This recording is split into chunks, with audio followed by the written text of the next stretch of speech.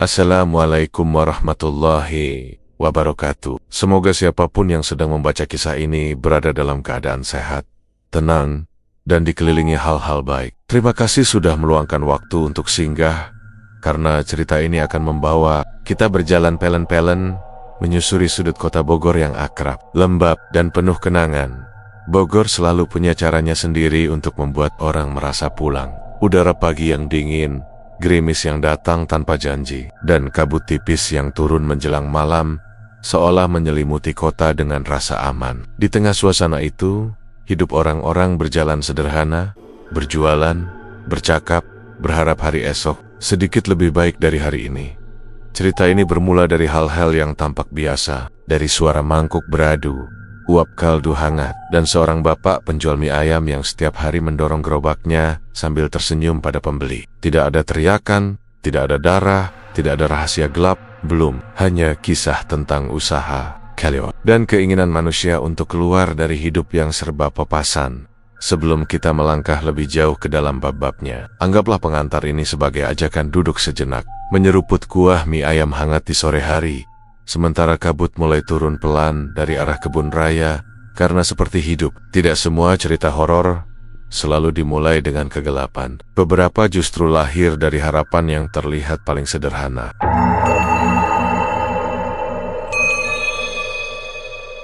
Hujan turun pelan di sore hari, membasahi aspal kota Bogor yang sudah mengilap sejak siang. Tidak deras, hanya cukup untuk meninggalkan aroma tanah basah yang akrab bagi warga kota ini. Di antara kendaraan yang melambat dan orang-orang yang mempercepat langkah pulang, sebuah gerobak mie ayam bergerak pelan di pinggir jalan. Di balik gerobak itu, Manto mendorong sambil sesekali menyeka keringat di dahinya. Usianya sudah mendekati kepala 5. Tubuhnya tidak lagi sekuat dulu, tapi langkahnya masih stabil. Tulisan cat agak pudar di sisi gerobak berbunyi, "Mie ayam PAKDHE." Nama itu sudah ia pakai bertahun-tahun. Meski banyak yang mengira ia bener-bener seorang Pak D bagi siapa saja. "Pak, mie ayam 1 ya?" sapa seorang bapak setengah baya dari emperan toko. "Siap, Pak. Duduk aja dulu," jawab Manto dengan senyum yang selalu tampak tulus. Manto dikinal bukan karena mie-nya paling enak, tapi karena sikapnya yang hangat. Ia hafal pelanggan tetapnya. Siapa yang suka ekstra kuah, siapa yang tak suka daun bawang. Ia tak pernah pelit senyum, meski sering pulang dengan uang pas-pasan setiap hari. Rutinitasnya hampir sama. Pagi membantu istrinya di rumah kecil mereka di pinggiran Bogor, siang mulai keliling, sore mangkal, hingga malam turun. Kadang hujan datang lebih awal, memaksanya berteduh dan berharap dagangan tetap laku. Kadang kabut turun dari arah kebun raya, menyelimuti jalanan seperti selimut tipis yang dingin. Bogor memang selalu begitu, tenang, lembab, dan terasa dekat di hati, tapi keras bagi urusan perut. Biaya hidup pelen-pelen naik, anak bungsunya mulai masuk sekolah, dan gerobaknya sudah sering mogok. Semua itu menumpuk dayam-dayam di kepala Manto. Ia sering terdiam sendiri saat menunggu pembeli, menatap uap mie ayam yang mengepul, bukan marah pada hidup, hanya lelah memikirkan hari esok. Ia ingin lebih, bukan kaya raya, hanya cukup untuk tak cemas saat hujan turun, cukup untuk memperbaiki gerobaknya, cukup untuk melihat istrinya tersenyum tanpa harus menghitung sisa uang belanja. Rezeki mah ada aja tuh, kata seorang pedagang kopi keliling suatu sore. Manto mengangguk, meski dalam hati bertanya-tanya, rezeki yang mana? Kabut semakin tebal saat malam mendekat. Lampu jalan berubah buram, suara kota meredam. Manto menutup gerobaknya lebih awal hari itu, mendorongnya pulang dengan langkah pelan. Di kepalanya berputar banyak hal, utang kecil, harga bahan naik, dan mimpi tentang warung kecil yang rasanya semakin jauh. Ia belum tahu, kegelisahan kecil itu nantinya akan membawanya ke sebuah persimpangan. Dan Bogor, dengan segala ketenangannya, diam-diam sedang menyimpan cerita yang belum ingin dibuka. Beberapa minggu setelah hujan-hujan sore itu, kegelisahan Manto tidak juga reda. Ia masih mendorong gerobaknya setiap hari, masih menyapa pelanggan dengan senyum yang sama. Tapi ada sesuatu yang berubah di dalam dadanya. Rasa itu muncul diam-diam, seperti lapar yang datang padahal baru saja makan. Setiap kali melewati jalan utama atau kawasan ramai, pandangannya sering tertahan. Warung-warung makan berdiri permanen, beratap seng atau genteng, dengan spanduk besar dan kursi plastik yang tersusun rapi. Beberapa di antaranya dulunya sama seperti dirinya, pedagang keleleng. Manto ingat betul, dulu mereka soma-soma mangkal di sudut jalan, saling berbagi cerita sambil menunggu pembeli. Sekarang, mereka punya tempat tetap. Suatu sore, Manto berhenti sebentar di dekat warung bakso milik Ujang. Warung itu ramai, uap kuah mengepul tebal, suara sendok beradu tak henti. Ujang menyambutnya dengan senyum lebar. "Dagangan masih muter tuh?" "Iya bang, kayak biasa," jawab Manto singkat. Manto duduk sebentar, menonton pelanggan datang silih berganti.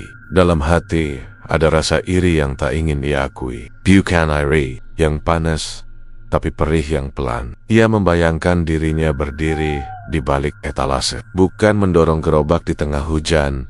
"Pelan-pelan mah naik tuh," kata Ujang sambil menuang kuah. "Bogor tuh ladang rejeki sebenarnya, asal tahu jalannya." Kalimat itu menempel di kepala Manto.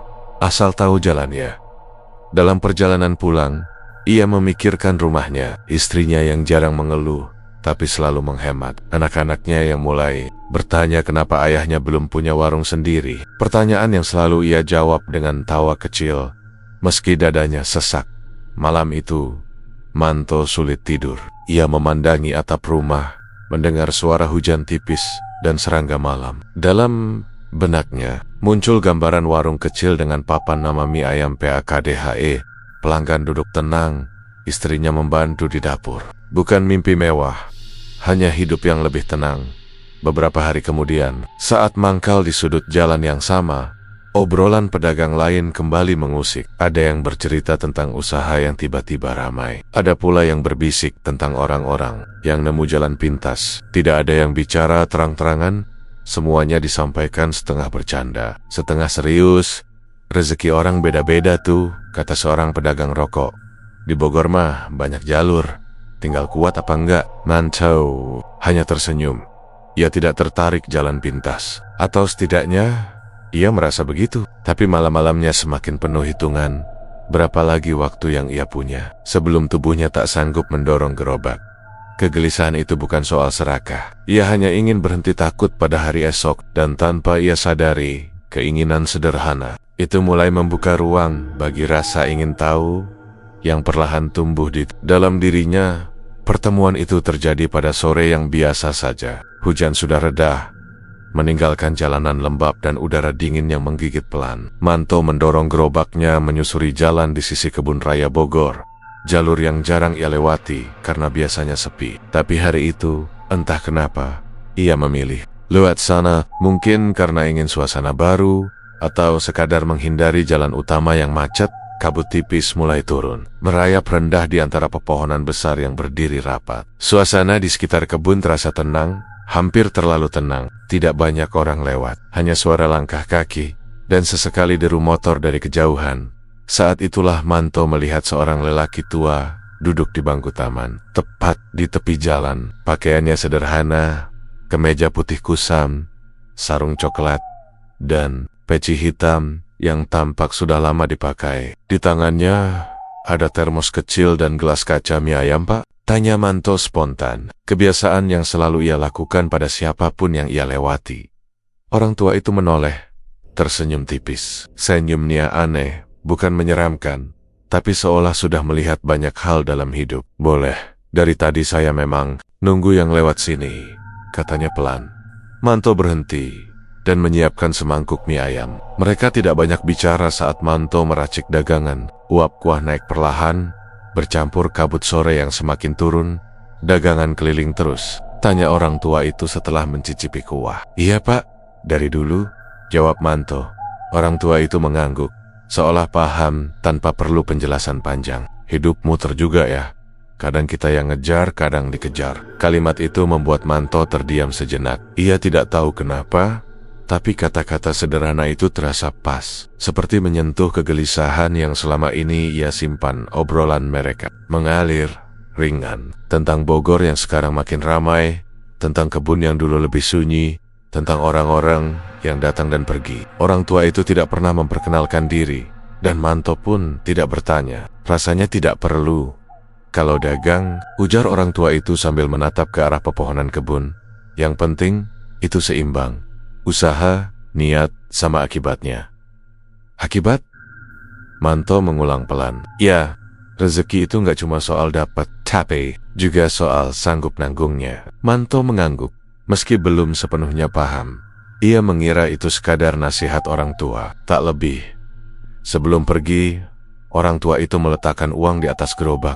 Lebih dari harga semangkuk mie ayam. Anggap aja titip rezeki, katanya sambil berdiri. Kalau lewat sini lagi, jangan sungkan mampir. Manto hendak menolak, tapi orang tua itu sudah melangkah menjauh, menyatu dengan kabut dan pepohonan kebun. Beberapa langkah kemudian, sosoknya seakan menghilang begitu saja di tikungan jalan. Malam itu, sepanjang perjalanan pulang, pikiran Manto terasa penuh. Bukan takut, bukan curiga, hanya perasaan aneh seperti bertemu seseorang yang datang tepat di waktu yang tidak disengaja. Kata keseimbangan terus terngiang di kepalanya, tanpa makna yang jelas. Ia belum tahu siapa orang tua itu. Dan Ayabellum menyangka pertemuan singkat di pinggir kebun raya itu akan menjadi awal dari perubahan besar dalam hidupnya. Beberapa hari setelah pertemuan itu, Manto kembali melewati jalan di sisi kebun raya. Ia tidak tahu kenapa, tapi langkah kakinya seperti diarahkan ke sana. Sore itu udara lebih dingin dari biasanya. Langit kelebu, matahari tertutup awan tebal, dan kabut turun lebih cepat. Gerobaknya berhenti tepat di bangku taman yang sama. Orang tua itu sudah ada di sana, duduk dengan posisi yang sama, membawa termos kecil yang sama, seolah tidak pernah beranjak sejak pertemuan terakhir. Kali ini, Manto tidak langsung menawarkan mie ayam. Ia justru berdiri sebentar, ragu, sebelum akhirnya menyapa. "Sore Pak," orang tua itu menoleh dan tersenyum tipis. "Sore, saya kira kamu nggak bakal lewat sini lagi." Manto tertawa kecil, mencoba terdengar santai. Ia menyiapkan mie ayam tanpa diminta. Ada rasa canggung, tapi tidak mengganggu. Mereka makan dalam diam beberapa saat, ditemani suara dedaunan, dan jauh di dalam kebun, suara burung yang hendak kembali ke sarang. "Kamu kelihatan capek," kata orang tua itu akhirnya. "Dagang tiap hari memang capek, Pak," jawab Manto. "Tapi ya, harus dijalanin." Orang tua itu mengangguk pelan. Capek badan beda sama capek mikir. Kalimat itu membuat Manto terdiam. Ia tidak langsung menjawab, seolah orang itu bisa membaca apa yang ia simpan rapi selama ini. "Kamu punya niat gede," lanjutnya pelan. "Bukan buat aneh-aneh, buat hidup yang lebih tenang." Manto menghela napas panjang. "Saya cuma pengen punya warung kecil, Pak, biar gak ngedorong gerobak terus." "Itu aja?" Orang tua itu tersenyum, lalu menatap tanah. "Keinginan kayak gitu wajar. Banyak orang dagang di Bogor juga begitu." Manto menunggu, tidak tahu harus berkata apa. "Ada cara-cara lama," lanjut orang tua itu, "biasa dipakai orang dagang zaman dulu. Bukan buat nyakitin siapa-siapa, cuma buat melancarkan." Manto mengernyit pelan. "Cara lama? Ritual kecil," jawabnya ringan, seolah membicarakan resep masakan. "Simbol aja, bukan klinik aneh, bukan nyembah ini itu." Narapak itu membuat Manto tidak langsung menolak. Tidak ada kata pesugihan, tidak ada cerita seram. Yang terdengar hanya sesuatu yang terdengar tradisional. Intinya keseimbangan. Kata orang tua itu lagi, kalau mau rezeki ngalir, harus ada niat yang dikunci, ada tanda. Orang dagang dulu percaya sesuatu yang keluar dari tubuh keluarga itu simbol hidup, bukan darah sembarangan. Manto terdiam. Ia mulai merasa tidak nyaman. "Tenang," orang tua itu cepat menambahkan. "Bukan buat diminum, bukan buat nyakitin, cuma lambang kesungguhan." Hening turun di antara mereka. Kabut mulai menebal, membuat kebun terasa semakin jauh. Dari keramaian kota, Manto ingin pergi. Nalurinya bilang, ini bukan percakapan yang seharusnya ia dengar. Tapi di saat yang sama, bayangan, uang sekolah anaknya, atap rumah bocor, dan gerobak tuanya muncul bertubi-tubi. "Kalau memang salah?" tanya Manto akhirnya. Suaranya pelan. "Kenapa banyak yang jalanin?" Orang tua itu tidak langsung menjawab. Karena hidup kadang maksa orang buat milih, dan setiap pilihan ada biayanya. Ia berdiri perlahan, pikirin aja dulu. Malam Jumat itu waktunya tenang. Nggak semua orang berani jujur sama niatnya sendiri. Orang tua itu pergi seperti sebelumnya, menyatu dengan kabut. Manto duduk lama sendirian di samping gerobaknya. Hatinya tidak takut, tapi berat. Ia belum setuju, belum menolak. Tapi untuk pertama kalinya, ia sadar, hidup mungkin memang menawarkan jalan lain selain yang selama ini ia lewati. Dan malam Jumat berikutnya mulai terasa berbeda. Malam Jumat itu datang tanpa tanda apapun. Tidak ada hujan besar, tidak ada angin kencang, tidak pula langit yang terasa berbeda. Bogor tetap seperti biasanya, dingin, lembab, dan tenang. Namun bagi Manto, malam itu terasa lebih panjang dari hari-hari sebelumnya. Ia pulang lebih awal. Gerobak mie ayam PAKDHE diparkir rapi di samping rumah. Istrinya sudah tertidur, anak-anak pun lelap. Rumah kecil itu sunyi, hanya suara jam dinding yang berdetak pelan. Manto duduk di ruang tengah, menatap lantai, pikirannya berjalan kemana-mana. Ia sudah berpikir berhari-hari, menimbang, menolak, lalu menimbang lagi. Tidak ada paksaan, tidak ada ancaman, semua terasa seperti keputusan orang dewasa yang lelah oleh keadaan. Pada akhirnya, ia berdiri dan mengambil apa yang sudah ia siapkan sejak sore. Benda-benda sederhana, tanpa bentuk aneh, tanpa simbol menyeramkan, seperti yang dibilang orang tua itu. Simbol kesungguhan. Ritualnya jauh dari bayangan cerita-cerita. Menyeramkan, tidak ada lilin banyak, tidak ada mantra keras, hanya diam, niat yang diucapkan pelan, dan tindakan kecil yang dilakukan dengan tangan gemetar. Manto menunduk lama, bukan karena takut, tapi karena hatinya berat. Selesai. Tidak ada apa-apa yang terjadi, tidak ada suara, tidak ada hawa berubah. Malam tetap sunyi, jam dinding terus berdetak seperti biasa. Manto duduk lama setelahnya, menunggu sesuatu, apapun, tapi yang datang hanya rasa lelah. Akhirnya ia tidur di lantai. Kelelahan mengalahkan pikiran. Keesokan harinya, hidup berjalan normal. Manto kembali berjualan. Pagi itu cuaca cerah, sesuatu yang jarang di Bogor. Pembeli datang seperti biasa, bahkan tidak lebih ramai dari hari sebelumnya. Ia sempat tersenyum pahit, merasa mungkin ia hanya melakukan hal bodoh yang tak berarti apa-apa. Namun menjelang siang, seorang pelanggan lama datang dan memesan 2 porsi. Tak lama setelah itu, pelanggan lain datang, lalu yang lain lagi. Tidak aneh, hanya sedikit lebih ramai. Sore harinya, dagangannya habis lebih cepat dari biasanya. Lagi ramai ya, Pak? Kata seorang pembeli. Alhamdulillah, jawab Manto spontan. Hari-hari berikutnya berjalan serupa. Kadang ramai, kadang biasa saja. Tidak ada lonjakan besar, tidak ada keajaiban. Tapi entah kenapa, uang yang ia kumpulkan terasa lebih cepat terkumpul. Bukan berlipat ganda, hanya cukup lebih longgar. Manto mulai berpikir, mungkin ini hanya kebetulan. Mungkin cuaca sedang bersahabat.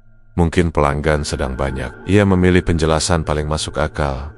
Ia memperbaiki gerobaknya, mengganti roda yang sering macet, membeli bahan lebih banyak. Semua terasa wajar, bahkan menyenangkan. Namun di sela-sela rutinitas itu, ada perasaan kecil yang sulit dijelaskan. Seperti ada yang memperhatikan. Bukan ketakutan, hanya kesadaran samar. Kadang saat mendorong gerobak melewati kebun raya, kabut terasa lebih tebal. Kadang ia merasa seseorang berdiri di belakangnya, tapi saat menoleh, tak ada siapa-siapa.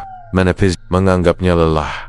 Malam Jumat berikutnya datang dan pergi, tanpa apapun yang berarti. Tidak ada tuntutan lanjutan, tidak ada suara, tidak ada mimpi buruk. Segalanya terlalu tenang untuk sesuatu yang seharusnya besar. Justru ketenangan, itulah yang membuat firasat kecil itu bertahan. Seperti air yang tampak tenang, tapi diam-diam sedang mengalir ke arah yang belum bisa dilihat. Dan tanpa Manto sadari, langkah pertama sudah ia ambil. Bukan menuju kegelapan, setidaknya belum, melainkan menuju sesuatu yang terasa seperti keberuntungan biasa. Perubahan itu tidak datang sekaligus. Ia seperti pagi di Bogor, dingin, pelan, tapi pasti. Minggu demi minggu berlalu, dan Manto mulai menyadari satu hal. Dagangannya hampir tidak pernah sisa. Bukan karena antre panjang atau ledakan pembeli yang aneh, tapi karena selalu cukup, selalu pas, selalu habis di waktu yang tepat. Uang di kaleng kecil tempat ia menyimpan hasil dagang tak lagi terasa ringan. Ia bisa menyisihkan tanpa harus menghitung ulang berkali-kali. Untuk pertama kalinya, ia membayar uang sekolah anaknya tanpa menunda. Istrinya tak lagi harus bertanya dengan ragu setiap kali hendak ke pasar. "Dagangan ayah lagi ramai ya?" tanya anak sulungnya suatu malam. Manto tersenyum. Alhamdulillah. Beberapa bulan kemudian, gerobak tua itu benar-benar diparkir. Bukan karena rusak, tapi karena Manto menyewa kios kecil di pinggir jalan yang ramai. Tidak besar, tapi beratap, punya 2 meja panjang, dan papan nama sederhana bertuliskan mie ayam PAKDHE. Saat papan itu dipasang, Manto berdiri lama menatapnya. Dadanya hangat oleh perasaan yang sulit dijelaskan. Hari pertama warung buka, pelanggan datang silih berganti. Ada yang mengenal Manto dari gerobaknya dulu. Ada pula yang datang karena rekomendasi. Katanya mie ayamnya enak, kuahnya ringan. Begitu kata mereka. Manto tak bertanya dari mana kabar itu datang. Ia hanya memasak dengan cara yang sama seperti dulu. Bogor terasa bersahabat. Hujan turun, tapi pelanggan tetap datang. Kabut hadir, tapi justru membuat warungnya terasa hangat. Istrinya kini membantu melayani. Anak-anak duduk mengerjakan PR di sudut warung. Manto sering memandangi mereka dengan perasaan penuh. Seperti inilah hidup yang ia bayangkan. Nama mie ayam PAKDHE mulai dikenal. Ada yang memesan untuk acara kantor, ada yang bertanya soal buka cabang. Manto tertawa kecil setiap kali mendengarnya. Terlalu cepat, pikirnya, tapi mimpi itu kini terasa mungkin. Namun di sela kebahagiaan itu, perubahan-perubahan kecil mulai muncul. Kabut di sekitar warungnya terasa lebih sering turun, bahkan di sore yang seharusnya cerah. Kadang kabut itu bertahan lebih lama, membuat jalanan di depan warung terlihat buram. Pelanggan bercanda, "Bogor emang begini, Pak?" Dan Manto mengangguk, meski ada sesuatu yang terasa ganjil. Tidurnya pun berubah. Manto mulai bermimpi aneh. Bukan mimpi menakutkan, lebih seperti potenggan-potenggan peristiwa yang tidak ia pahami. Ia bermimpi berjalan sendirian di tepi kebun raya, menyusuri jalan basah tanpa hujan. Kadang ia bermimpi menghitung uang, tapi setiap lembaran terasa dingin. Ia selalu terbangun sebelum mimpi itu selesai. Ia tak menceritakan mimpi-mimpi itu pada siapapun. Terlalu sepele, pikirnya. Mungkin lelah, mungkin pikirannya terlalu penuh oleh pekerjaan. Tapi kebiasaannya mulai berubah. Ia jadi sering pulang larut, beres-beres sendirian di warung meski istrinya sudah meminta pulang. Ia lebih sering terdiam, menatap jalanan kosong saat kabut turun. Sesuatu dalam dirinya seperti sedang mendengarkan, meski ia sendiri tak tahu apa yang ditunggu. Pada suatu malam, saat menutup warung, Manto merasa seolah ada seseorang berdiri cukup lama di seberang jalan. Ia menoleh cepat. Tak ada siapa-siapa, hanya kabut, lampu jalan, dan suara kota yang melemah. Ia menggeleng, menertawakan pikirannya sendiri. Hidupnya bahe, bahkan sangat baik. Terlalu baik untuk dicurigai. Dan Manto, dengan rasa syukur yang tulus, memilih menikmati semua itu tanpa menyadari bahwa kebiasaan kecil yang berubah seringkali menjadi tanda paling awal dari sesuatu yang lebih besar. Awalnya hanya kabar kecil yang lewat seperti angin. Karyawan paruh waktu di warungnya izin tak masuk karena demam mendadak. Besoknya sembuh, lusa masuk lagi. Manto tak menaruh pikiran. Di musim hujan seperti itu, orang gampang jatuh sakit. Wajar. Lalu tetangga kios sebelah terpeleset saat menurunkan barang. Tidak parah, hanya pergelangan kaki terkilir. Mereka tertawa, menyebut lantai licin akibat kabut. Manto ikut tertawa, membantu menutup warung lebih cepat. Malam itu ia pulang dengan perasaan ringan. Hidup memang begitu, pikirnya. Ada hari baik, ada hari ceroboh. Namun kejadian-kejadian kecil itu terus datang satu persatu. Pelanggan lama yang biasa duduk di pojok warung tiba-tiba pingsan saat berdiri. Seorang pemasok bahan datang dengan tangan diperban karena kecelakaan ringan di jalan. Tidak ada yang serius, tidak ada yang kematian. Semuanya selalu punya alasan yang masuk akal. Memilih mempercayai alasan-alasan itu, ia sibuk. Warungnya kini buka lebih lama. Kadang ia pulang mendekati tengah malam. Bogor di jam-jam seperti itu terasa berbeda. Jalanan lengang, udara semakin dingin, kabut turun lebih tebal. Saat melintas sisi kebun raya, lampu-lampu terlihat memudar, seakan tertelan putih. Di beberapa malam, Manto mulai mendengar suara. Bukan suara keras, bukan teriakan, lebih seperti bisikan yang datang lalu pergi, seperti daun digeser angin, atau langkah kaki yang berhenti tepat saat ia menoleh. Pertama kali mendengarnya, ia mengira itu perasaannya sendiri. Lelah, kurang tidur, ia mempercepat langkah dan tidak memikirkannya lagi. Namun suara itu kembali. Suatu malam, saat ia tengah merapikan kursi, terdengar suara dari arah kebun, lirih, putus-putus, tak jelas kata-katanya. Manto berdiri diam. Ia mematikan lampu bagian depan dan menajamkan telinga. Suara itu hilang begitu saja, menyisakan detak jantungnya sendiri. Cuma angin, gumamnya.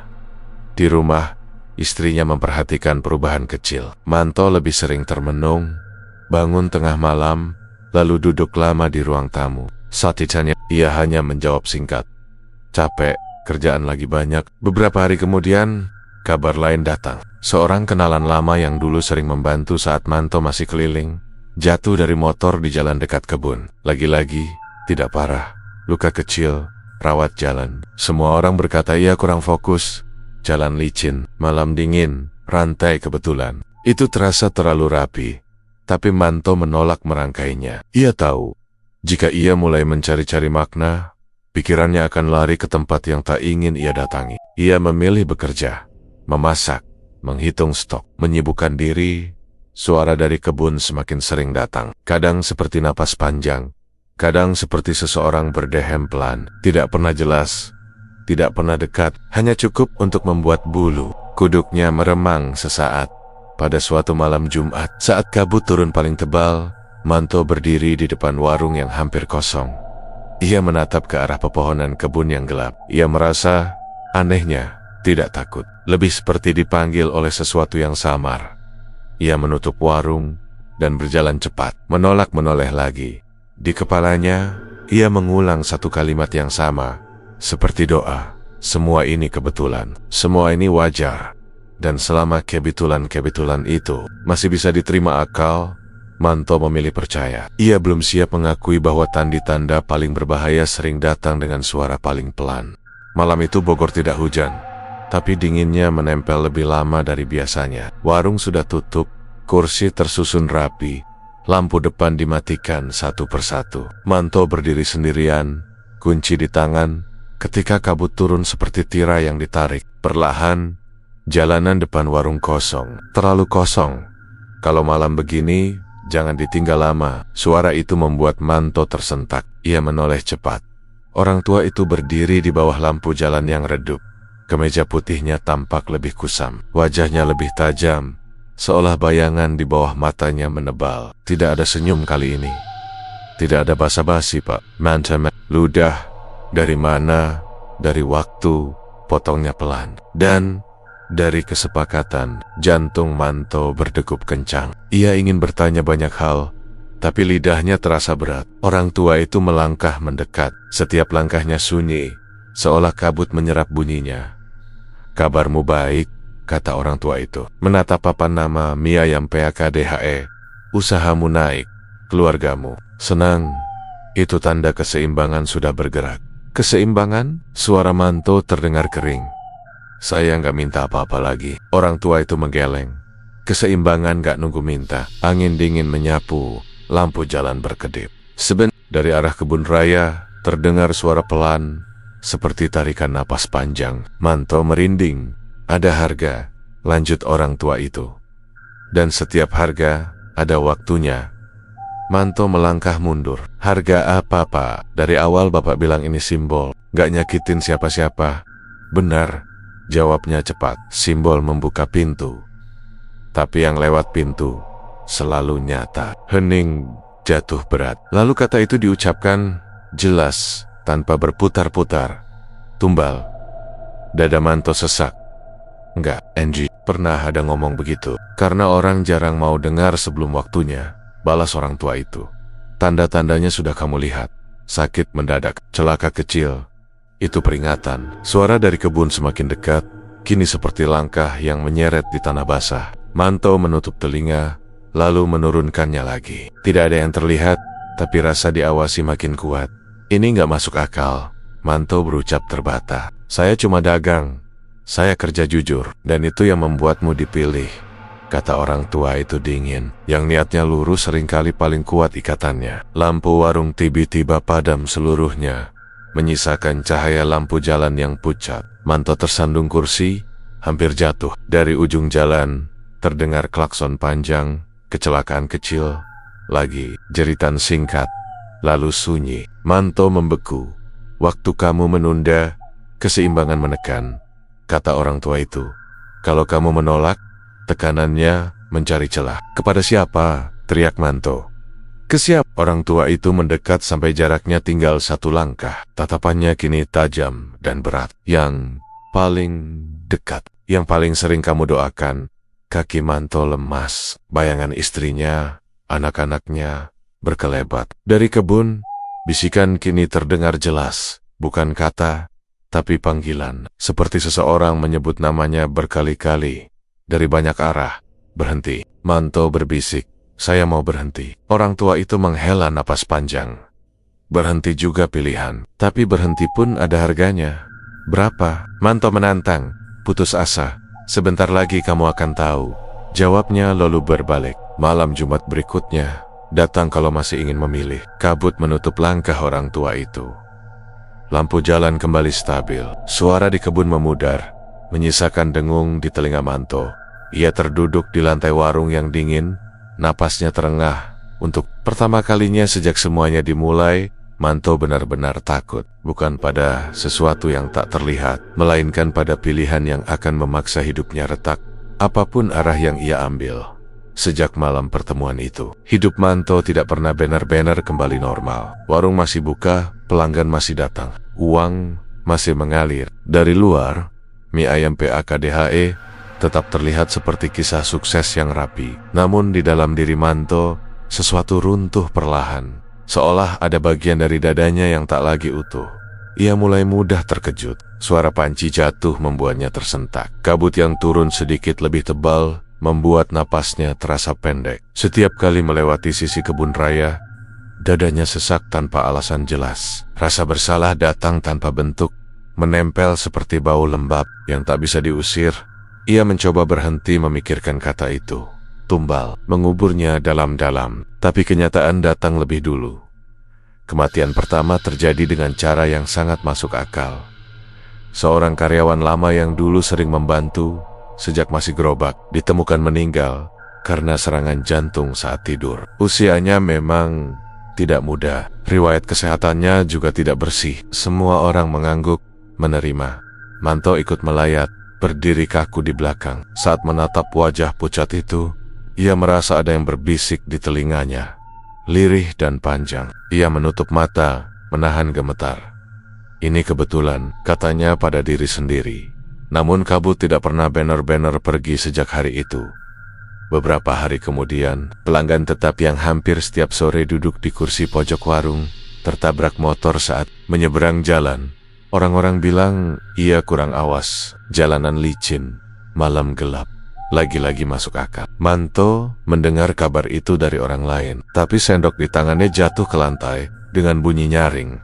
Istrinya mulai memperhatikan perubahan yang tak bisa lagi disangkal. Manto jarang tertawa, jarang bercerita. Ia tidur dengan lampu menyala. Kadang terbangun sambil menyebut nama seseorang, tapi tak pernah jelas. "Kamu sakit?" tanya istrinya suatu malam. Manto menggeleng cepat. Capek aja, padahal capek yang menggerogoti dirinya. Melainkan rasa takut bahwa ia sudah tahu jawabannya, tapi belum berani mengakuinya. Kabut kebun raya kini terasa berbeda. Ia tak lagi sekadar udara dingin, tapi seperti dinding yang menutup pandangan, memisahkan Manto dari dunia yang ia kenal. Beberapa kali, saat pulang larut, ia melihat bayangan berdiri di balik pepohonan. Tidak bergerak, tidak mengejar. Hanya Aida, seolah menunggu. Konflik memuncak saat kabar itu datang dari rumah sakit. Sepapiu istrinya, orang yang sering membantu menjaga anak-anak, mengalami kecelakaan kerja, mesin rusak, kelalaian kecil, kepala terbentur, meninggal sebelum sempat dipindahkan. Dokter menjelaskan panjang lebar. Semua runtut, semua logis. Tapi Manto tahu satu hal, urutannya terlalu dekat, terlalu rapi di pemakaman. Kabut turun tipis meski hari siang. Manto berdiri di belakang, lututnya lemas. Saat tanah menutup liang, telinganya berdenging. Ia seperti mendengar langkah kaki mengitari liang kubur. Pelan dan sabar, nafasnya tercekat. Malam itu, suara dari arah kebun raya tidak lagi samar. Ia mendengar seperti ada yang memanggil namanya, jelas, berat, dan dekat. Ia mengunci pintu, mematikan lampu, tapi suara itu tetap datang dari ingatan, dari rasa bersalah, dari ketakutan yang kini memeluknya erat. Ia sadar, ini belum selesai. Commission itu selalu punya alasan, selalu bisa diterima akal. Tapi justru itulah yang paling menyiksa, karena Manto tidak punya bukti untuk melawan. Hanya keyakinan yang tumbuh seperti kabut, tipis, dingin, dan tak terhindarkan. Dan di tengah kabut itu, sebuah malam Jumat berikutnya semakin dekat. Malam Jumat itu datang bersama kabut yang lebih tebal dari biasanya. Seolah seluruh sisi kebun raya Bogor berniat menutup diri dari dunia. Lampu-lampu jalan meredup tertelan putih, suara kota menghilang satu persatu. Manto berdiri di depan warung Mia Impact. Papan namanya masih menyala, tapi cahayanya terlihat pucat dan dingin. Ia tahu malam ini tidak bisa dihindari. Orang pintar tua itu muncul tanpa langkah. Tiba-tiba saja ada di seberang jalan, berdiri dengan tubuh tegak, wajah tenang, tapi matanya kosong. Tidak ramah, tidak pula marah. Hanya pasti, waktunya habis. Katanya singkat. Manto menelan ludah, tenggorokannya kering, telapak tangannya dingin. Saya mau berhenti, ucapnya cepat. Semua ini, saya nggak sanggup lagi. Orang tua itu mengangguk pelan. Berhenti, boleh. Harapan kecil muncul di dada Manto, tapi langsung runtuh saat kalimat berikutnya keluar.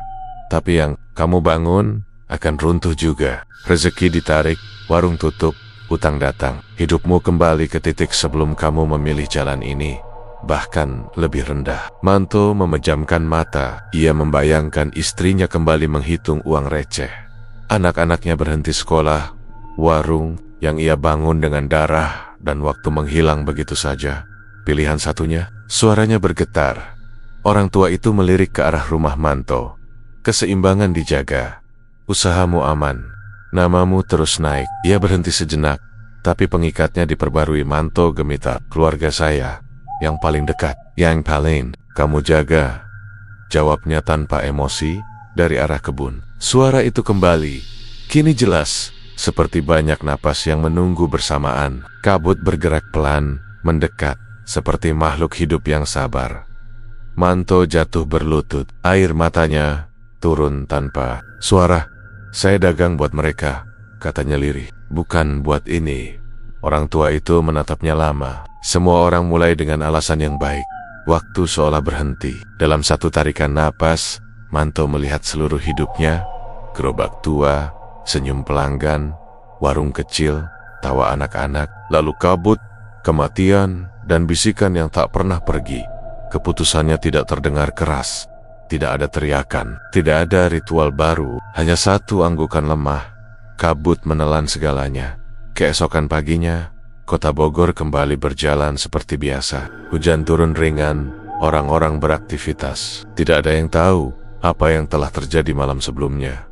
Warung mie ayam PAKDHE masih buka. Ramai seperti biasa, tapi di rumah Manto, satu kursi makan kosong. Tidak ada penjelasan aneh. Tidak ada berita basa, hanya alasan-alasan yang terdengar masuk akal bagi semua orang. Kehidupan berjalan. Usaha Manto bertahan. Namun senyum di wajahnya tak pernah kembali utuh.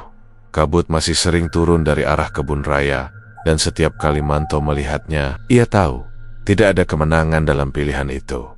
Hanya luka yang harus dibawa seumur hidup. Cerita ini sepenuhnya merupakan karya fiksi. Nama tokoh, tempat, peristiwa, serta unsur ritual dan pesugihan dalam cerita ini dibuat untuk kebutuhan narasi dan hiburan semata. Tidak dimaksudkan untuk menyinggung, mengajarkan, atau mendorong kepercayaan tertentu dalam kehidupan nyata.